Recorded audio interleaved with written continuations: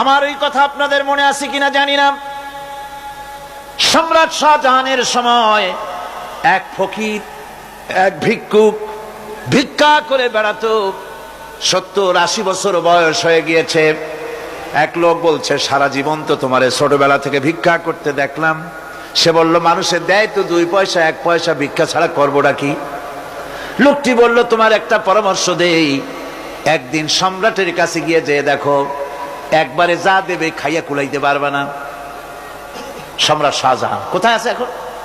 দেখো গিয়া মসজিদে আছে। লোকটি মসজিদের বাইরে গিয়ে দেখে সম্রাট একা হাত তুলে বসে আছে, চোখ থেকে পানি পড়তেছে দর দর করে, দাড়ি ভিজে জামায় পড়তেছে। বহুক্ষণ দাঁড়িয়ে আছে। এরপরে সম্রাট তার মুনাজাত শেষ করে বেরিয়ে আসছেন। ফকিরের সঙ্গে দেখা। ফকির বলল, আসসালামু আলাইকুম। তিনি বললেন, ওয়ালাইকুম আসসালাম ওয়া রাহমাতুল্লাহ। ফকির রওনা করেছে। বাদশা বলছে, তুমি তো একজন ভিক্ষুক মানুষ বলি মনে হয়, আমার কাছে তো কেউ কিছু না চাইয়া যায় না, তুমি যে কিছু না চেয়েই চলে যাচ্ছ।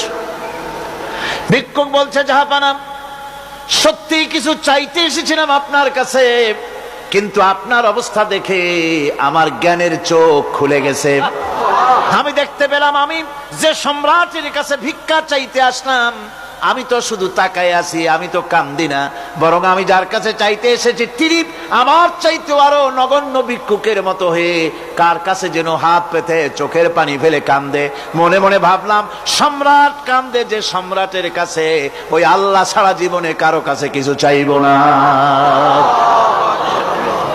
আল্লাহর কাছে চাওয়ার অভ্যাস করুন, তিনি দিতে পারেন, সবকিছু তার আছে। এই বিশ্বাস মনের ভিতরে জমাতে হবে, তাহলেই সত্যিকারের মুসলমান আমরা হব।